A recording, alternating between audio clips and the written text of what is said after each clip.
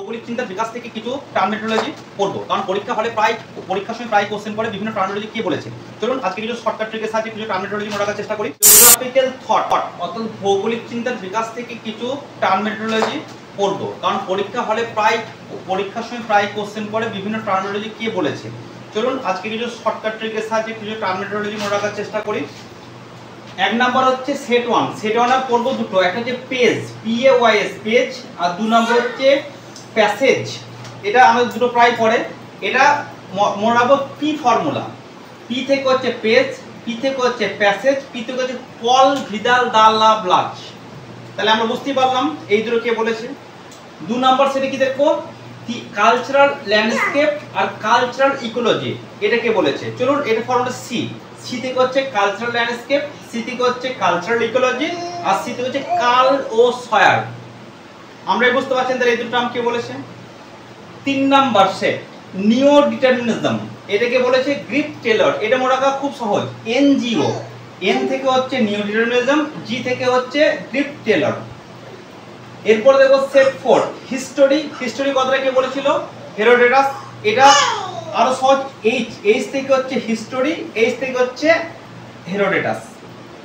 এরপরে দেখো সেট 5 একটা টার্ম আছে মেন্টাল ম্যাপ, মানসিক মানচিত্র। এটাকে প্রথম বলেছিল Peter gold.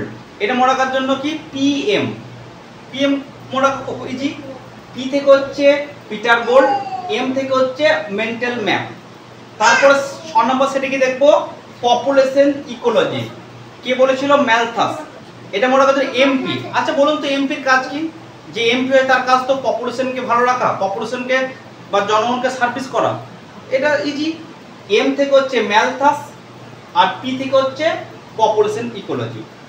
Set 7 spiritual ecology, এটাকে বলেছিল রবীন্দ্রনাথ ঠাকুর।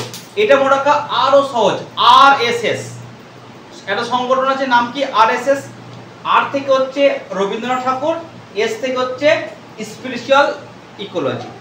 এরপরে সেট 8 কি দেখবো, কম্পেজ কে বলেছিল ডারউইন হুইটসলি।